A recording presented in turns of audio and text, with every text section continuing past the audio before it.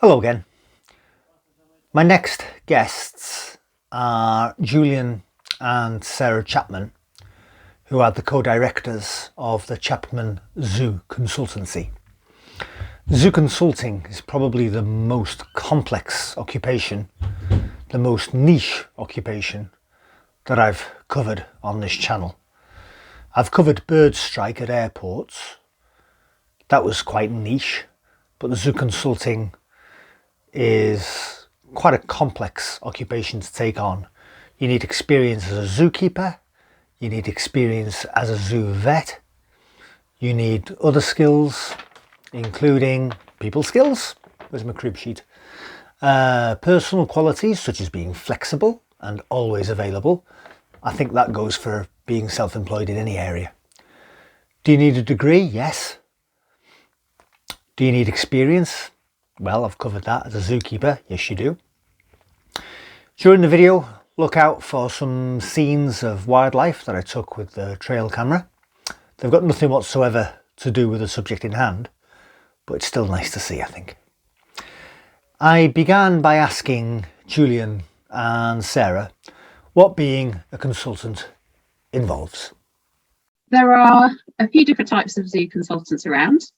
We are zoo consultants that work with smaller collections in the UK.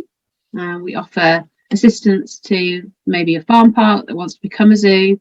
It's helping with the processes and all the paperwork that's involved.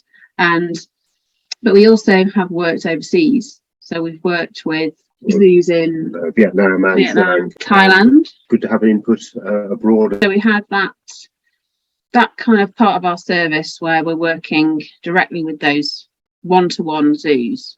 And then we also offer training courses. So we do training with zoo professionals and veterinary professionals.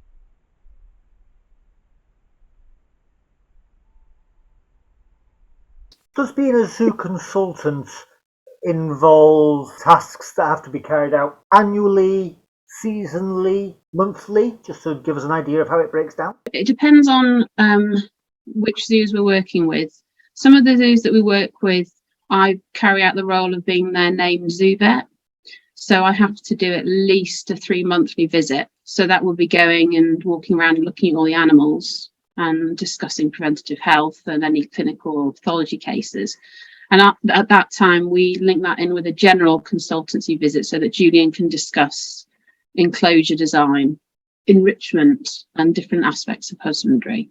But there are other collections that will maybe go in just before a zoo inspection. So that could be every 3 years, or when they first get a zoo license. So then they need us to be coming every month to be able to get them up to speed. So it's quite varied, actually. Some places we're there a lot, others it's just a one-off, or it's we've been asked to do this, or can you design a tiger enclosure or something like that. We were asked to do for a zoo overseas. So it was very varied. Yeah, or it might be just going to do some training for the keepers or the staff and that sort of thing on an ad hoc basis, really. But I think it's important to know that being the zoo vet does not necessarily mean that Sarah will be actually doing the hands-on work. She, if you like, supervises their local vets, because often the local vets just haven't had the chance to get the experience with exotic animals, and they need somebody to ask and refer to. And also, Sarah will keep all the records of births, deaths, breedings, and all that sort of thing. So it's ready for the next zoo inspection. You're both co-directors of Chapman Zoo Consultancy. What skills do you need to do your job, please, folks? That's a very interesting question, actually. It's the combination, and I think this is where we're very lucky that we've got a combination of skills between us. So basically, people are getting 2 for the price of 1 when they use this consultancy. My background is more practical, so actually working hands-on with animals most of my working life. I've seen a lot of things. I won't say I've seen everything, because you never have, but I've seen a lot of things. So if somebody has a problem, there's a fair chance that either I've seen it before or I know somebody that has, so I can actually give them practical hands-on advice on how to deal with things. Whereas Sarah also has that hands-on experience with zoos, being the zoo vet at a couple of collections, but she has the more academic background than I have. So the combination of the two seemed to work quite well for us. I think the fact that I do a lot of inspecting for local authorities under the Animal Welfare Act, Zoo Licensing Act, and the Dangerous Wild Animal Act helps as well, knowing the legislation, so that we can advise on that, and so that zoos are up to date with what's expected of them, and they're making sure they're getting the right license, for example. That's important.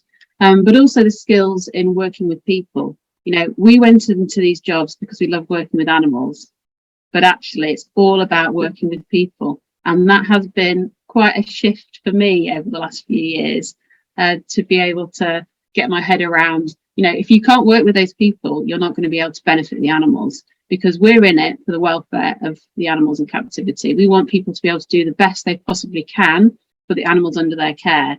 And we have to sometimes persuade people to do it, or persuade the boss to provide the budget for that. And if we can link it to the legislation and say, actually, your pig doesn't have outside access, that's not good for its welfare. It's going to have issues with its skin, its feet, if it's kept on concrete. And they say, well, we can't afford to make sure that the paddock is pig safe.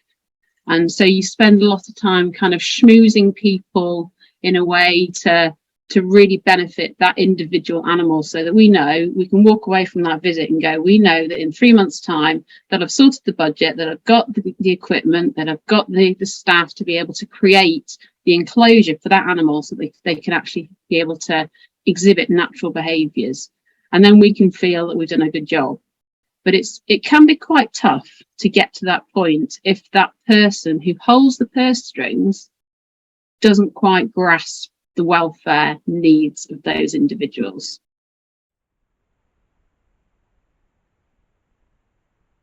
What personal qualities or attributes do you need to do the job? Patience. Yeah, patience is a big one. You have to be able to listen and listen well to what people are saying. It's very easy for a consultant to go in and say, this is what you've got to do. You've got to do it this way, and that's the only way of doing it. And there is never, ever one correct way of doing anything in the zoo with an animal. It just doesn't work like that. But everybody will have at least a valid point. So you've got to listen to all people's ideas, and they've got to listen to yours as well. And then somebody's got to get all those together and come up with the good plan at the end. But yes, if a consultant goes in there bullheaded and says, I'm in charge now, that's not going to work. You know, these people know their stuff. They just sometimes need a little bit of direction and the experience, because people don't stay in zoos as long as they used to. So they haven't necessarily got the experience of something going wrong with the design, whereas somebody a bit more experienced may have seen that design built once before and think, well, hang on, that didn't work quite right then, but we can adapt it to make it work this time. I think also being accessible and flexible. So the phone is never far from me, because our clients, when they need us, they need us. They might have had a call from a local authority about a problem that's been reported to them, or they've missed a document that they really need straight away. Or recently we've had a call from a new client who said, I really need help like now. And I'm like, okay, we'll make it happen. You know, we'll work around it. I'll just step out of this meeting. I'll give you a call, or I'll call you as soon as I can. We can work around that. It's been quite common that we've had calls from people saying, we've got our zoo inspection next week, help. And we've been like, right, okay, let's juggle things around and make sure that we can provide people with the support that they need at the time that they need it. Because people working in zoos are extremely busy, and there's so much going on for them with team aspects, with the animals, with the cafe, with the shop, and often these smaller collections, it's only a very small team that's doing all these jobs. They're the accountant, they're the HR, you know, they're the publicity. Yeah, just one person does the whole lot. And then suddenly they've been asked to produce a collection plan, or update a collection plan, or produce a preventative health programme, and it hasn't been what the local authority wants. And so they're like, please, will you come and help us, or will you come and provide us with a plan for an enclosure, or provide some training for the keepers on zoonotic disease, so that we can make sure we're compliant with legislation. So I think flexibility is definitely key to the role. We like to think that we're just about always available. We've been called and been in the States on holiday or whatever, and you know, yes, the hours might not match up, but we'll get a hold of people pretty quickly. So we're always there if they need us, and that's what you have to do, really. No, we love it. It's such a varied job, and it's great being our own bosses and doing exactly what we want to do now. And picking and choosing certain jobs. And when we find people that we enjoy working with, we work hard to keep those clients. And that's shown with clients that we've been working with for 5 or 6 years. So we're really proud of that, because it's quite a niche market. And if you make a mistake or you fall out with someone, the zoo business is it's a small world. So, we don't want that to happen. What licenses or other paperwork do you need to do the job? I mean, do you need a firearms certificate to operate a tranquilizer dart gun? Surprisingly, you need very little as far as qualifications are concerned. Yes, we've got had lots of qualifications with one thing or another, such as firearms in the past, so we can advise people how to go about getting firearms licenses. But our role is not to be there with a gun in a situation, but rather to make sure that when a situation does arise in a zoo, no matter what it is, they have got the right equipment in place to deal with it, whether that's just capture equipment such as nets or boxes, or actually firearms if they have the animals that require those. Like I said, between us, we've done a lot of qualifications, but they're not necessarily relevant. I think personally, it's experience that is the main thing that you need to become a zoo consultant. I think for the role of the zoo vet, that's different. You've got to have a degree and further qualifications and a specialism. But to actually be a zoo consultant, I think I agree completely with Julian that it's that experience, and working in a number of different zoos is really important, and having seen different methods, because we know a lot of people that have only worked in maybe 1 or 2 zoos, and they might have some fantastic ideas in those zoos, but there are so many different ways, as Julian says, to do things, and having that knowledge and experience provides more options to our clients, basically, because we're not working with the big zoos with big budgets. We're working with small zoos that are doing their absolute best for the animals, but they haven't got hundreds of thousands of pounds. They don't have big grants coming in left, right and centre for research that they can link in with creating enclosures and things. So we've got to be able to think outside the box and pull on all these different experiences that we've seen all over the world to, again, do the best we can for those animals that those people are looking after. And I think also that with several years experience, you also build up a network yourself. So we can pass people on to our clients who can do something that we can't do. So if they need to have a survey done of an area, or we can't necessarily do that to a really high standard, but we know people that can. So we're quite happy to pass on some of the work to other people to make sure that our clients get exactly what they need. There's nothing worse than just pretending that you can do it. You've got to make sure that you know enough people to help whatever the question is and cause is. That is key to say. If you're not sure, you're going to go away and research it, find out, speak to somebody else, or say, actually, I think you need to work with this person for that project. And Julian's mentioning conservation surveys here, because that's a really big thing with the smaller zoos to do, is to be able to know what kind of native wildlife they've got on site and what they can do to help promote those species and educate the public on what they can do at home as well. So we do a lot of working with other consultants on that as well. That's fascinating. Do you need a degree to be a zoo consultant? I hope not, because I haven't got one. As I said, I was far more the practical side of things. I went into zookeeping at 16, straight from school before I'd even had, in those days, O-level results. So I've worked my way up through the ranks that way. So no, I have no degree. I have some zoo qualifications, but I do not have a degree. Opposite to Sarah. Yeah, well, my degrees are to do with veterinary. I've also got a master's degree in wild animal health, and I've got a city and guilds in zoo inspecting, and a diploma in zoo medicine, and I'm Royal College specialist. So I'm very much more the kind of academic side of things. I hope I never have to do another exam again in my whole life. Please, can you describe how your careers developed? Okay. Up to you. Yeah. So I have always had an interest in the more weird and wonderful animals from a young age. And I announced when I was 4 that I wanted to be a vet.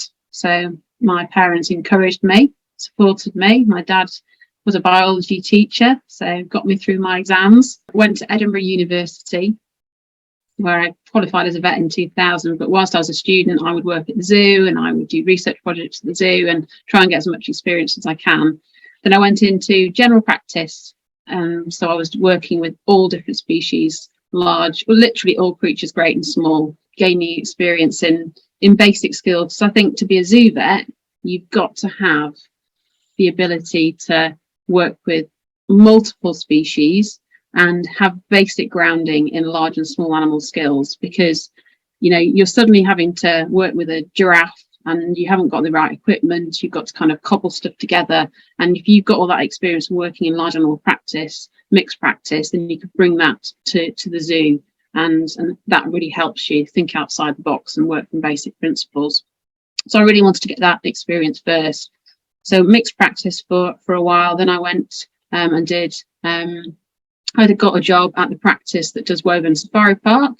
So I was able to be part of the vet team there and gain lots of experience. And I learned a lot from working with the team there. And just before that, I got my master's degree in wild animal health. So that was a year's course. And during that, I did a dissertation on gorilla pathology, because primates are my big passion. Gorillas, elephants are my favourites. And so I was able to kind of really gain some knowledge there. And then I went on to be a full-time vet at Paignton Zoo. So I was part of the vet team there as a veterinary associate there for a while. And that was very interesting, being part of a proper on-site vet team for Paignton Zoo and Living Coasts. And we did all the clinical and pathology work for both collections. And that's where I met Julian. And then after being in that role, I went to be the head of veterinary services at Twycross Zoo. And that led me into more of a management position in the zoo, which was extremely different from being a clinical vet, and also working with the University of Nottingham and developing the teaching with the students. We did a huge amount of research, and we did a lot of work at Twycross, moving animals around and improving facilities, and a huge amount of work with great apes and elephants as well. So that was a fantastic position. And then that led me into stepping away from full-time zoos to set up the consultancy together in 2017. Wow. There we are. Very good. Excuse me.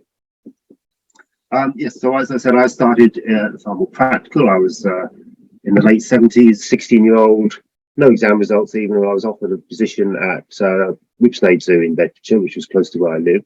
Prior to that, I'd always had an interest in animals. I'd kept birds, lots of rare breed chickens and various aviary birds, but never really thought to take it on much further than that. But then I started to read the Gerald Dull books and the James Herriot books that were very popular in the day, and sort of gave me maybe I could do veterinary work. But I didn't. In those days, we had to take 3 sciences: biology, physics, and chemistry. And physics and chemistry weren't my bag, so I applied for the job at Whipsnade and got it. So I thought, well, that's fine. I'll work with animals that way. I ended up being at Whipsnade for 19 years, slowly working my way through the ranks from the Untitled menagerie helper right up to deputy head keeper. Largely with the larger mammals, particularly rhinos, a little bit of time with elephants, but mostly the hoofstock, the ungulates and that sort of thing, hippos, deer, antelope, horses.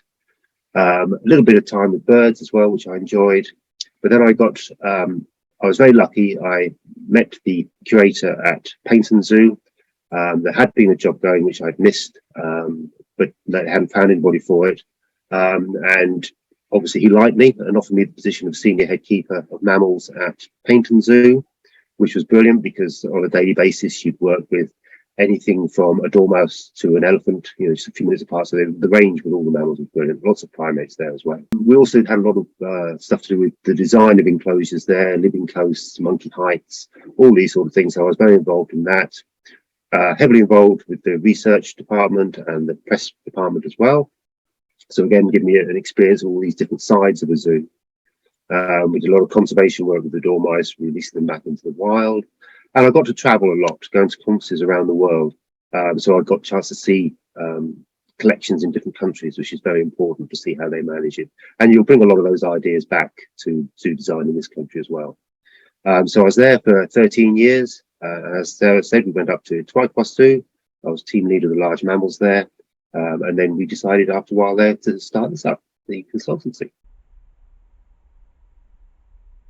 Which books or people or meetings have most influenced your thinking? I think the reading of the big animal authors, the Gerald Dowell and the James Herriot, were the ones that really got me interested in animals. But obviously, stuff like David Attenborough programs, you're avidly watching those when you're a kid and still are these days. And then once you're actually in the job, you usually find somebody there that you can aspire to. And I was lucky; I had two very, very good keepers that were senior keepers above me, and they were my role models, if you like, at Whipsnade. And then, they had a very good work ethic, and they were just very sensible, had a lot of common sense, and got the job done in a safe manner. And that's what a lot of it comes down to. And I learned a lot from them. And then later on, as I was saying, I was fortunate enough to go to a lot of conferences.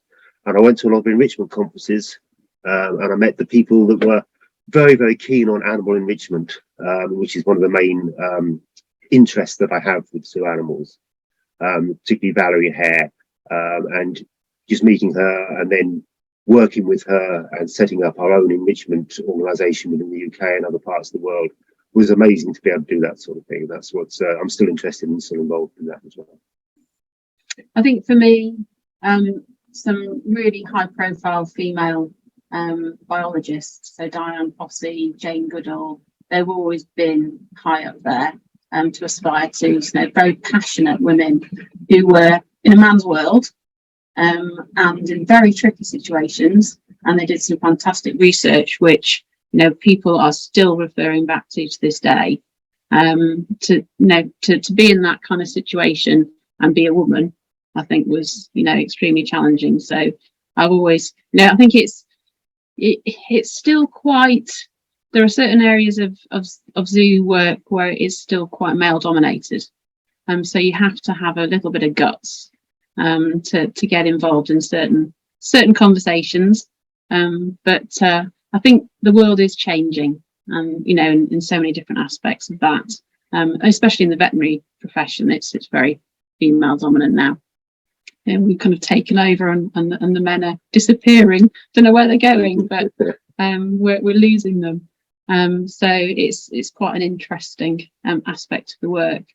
So they've definitely been inspirational to me, for sure.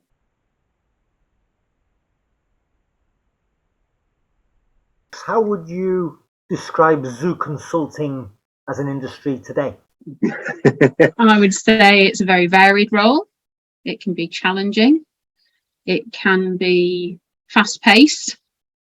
It's often, you have all these wonderful plans, and then something changes at the last minute, and you've got to make some quick decisions and and hopefully give some good advice that people can follow. It's often that we'll get a WhatsApp message. I'm looking at ordering this type of wood for the enclosure. What do I need, or what equipment do I need, or what specifics? And Julian's got to make a snap decision that they're going to then spend hundreds of pounds on, that they've got to get then and there, or they won't be able to use that budget or whatever. So I think being able to think quickly and be up to date. So we'll go to conferences to make sure that we're up to date, that we're up to date with zoo literature, and always keeping up with the networking as well.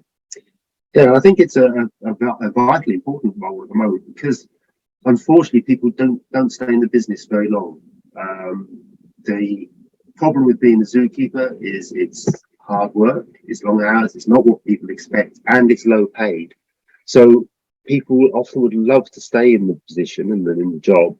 They simply can't afford to do it for their lifetime. So there's very few people now that are in there for more than 5 or 6 years. So a lot of the knowledge and information is getting lost if you're not careful. So we need people that stay in the business in one way or another to be able to pass this knowledge back on. So you either stay in the zoo and pass it on to the keepers that you're working with below you, or you go into a consultancy role and then you can pass it on hopefully to a wider group of people in several collections. And, you know, if one or two of those stay on and can pass on to somebody else, then you've done your job properly. I think during the pandemic, we had to also really think outside the box to keep the business going. And I learned some skills in creating videos and setting up online training. So we've now got an online training site so that keepers can go on there and they can pay a small amount to access a presentation on certain subjects. They get resources, they get a certificate at the end of it, so it can all be put towards their ongoing professional development. And they can learn about zoo legislation, escape procedures, zoonotic diseases, biosecurity, enrichment, husbandry, healthcare. So we've really worked hard to put all that package together. So it was kind of, right, we can't go and visit zoos. Zoos are closed. Zoos don't want to spend any money. How are we going to keep this going? And that was quite different. And I was like just Googling, how do I make this video, or how do I editing videos? I was like, what? I don't know. I'm a vet, So it's yeah, that was interesting. But I'm really proud of that, because that was a huge amount of work, and we've got a lot of zoos that have taken up those courses, and we hopefully will be looking to develop more in the future as well. And we're back to face-to-face training now, which is great. Zoom is great, because we can just pop out and have lunch in the kitchen for a few minutes and then carry on with the training. And we've done a lot of training with veterinary nurses and vets and zoo professionals on Zoom, but it's really nice to now be doing face-to-face training again. Being a zoo consultant, I imagine, is a very niche occupation. How do you see it changing over the next 10 years? I think there's obviously going to be a change coming up very quickly with the new Secretary of State standards. So we're going to have to make a few alterations then. But that's basically just an evolution of what already exists. I think it's just a case of we're having to work harder to get the public into the zoos now since the pandemic, because people are still a little bit nervous about going out occasionally. And also, there's not the money around just at the moment. So we've got to work hard at helping the zoos to produce good value for money. They can't expect to be out there with just a few animals around and that's it. It goes beyond that now. They've got to have something to attract the people that may not directly be animal related. It might be, for example, we've been somewhere recently where they brought in the model dinosaurs. Now it might seem, oh no, they go along the line of getting plastic animals in. But the thing is, that's brought more people into the zoo. Then they can educate the people about the animals within the zoo. And then the people will come back hopefully to see those. So the idea is get the people in, get the money in. And then when the people are in the zoo, you educate them and inform them about whatever it is that you want to do, whether it's, the state of the animals in the wild, or just how to look after them in captivity, or whatever it might be. So, yeah, we're going to have to change and work on getting more people through the gates. I think it's going to be harder. There's lots of zoos around. They're all fighting for the same people as well. So, we've got to make sure they're all slightly different and can attract people. And I think it's offering zoos the ability to work with us on a one-off basis if they want, or an ongoing one. So it's just making sure that we keep going with our flexibility, making sure that we are up to date. So obviously we've been through the new Secretary of State standards that have been proposed. We've given our feedback. I've been asked to contribute to certain sections of it from a veterinary point of view. So it's been really in there and knowing what's going to come out of it, and then coming up with some practical solutions that will be cost effective for these smaller zoos. Because I think people are worried about what's going to be in the new standards, but we don't know 100% what's going to be the final version of those.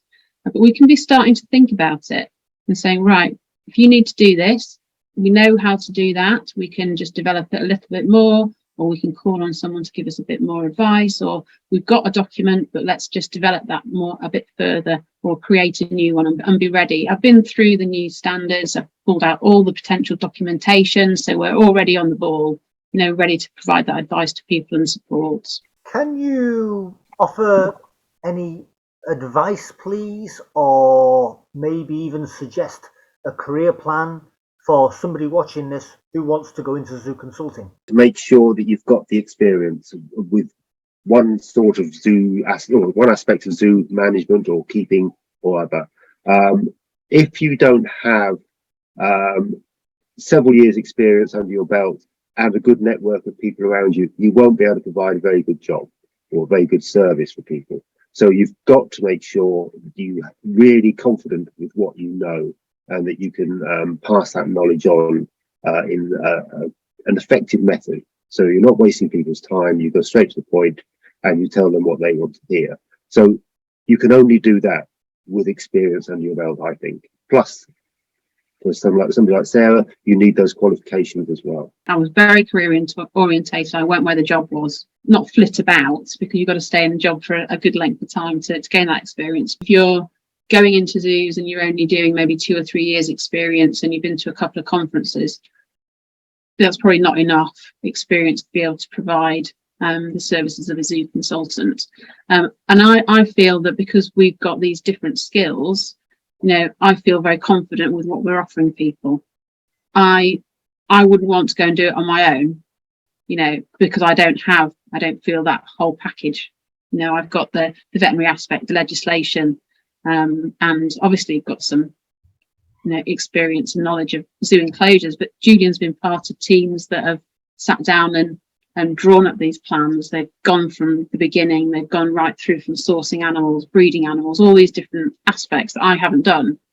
So I think that's also an important thing to be able to do, is provide that all-round package. Is there anything that you'd like to add? It's fun. It's a good way of continuing in the zoo business, being a consultant. As you go up the ranks in zoos, you work with people more and animals less. And although, yes, we do work with people a lot of the time with this job, we are making a difference to a lot of animals as well. And that's, I think, quite important. And it revitalizes you in the industry. And although we say, yes, you've got to stay in the work for quite some time, a change every so often is not a bad thing. And it makes you start afresh, if you like, and reuse the skills you have. Thank you very much indeed for being on the Practical Animal Channel.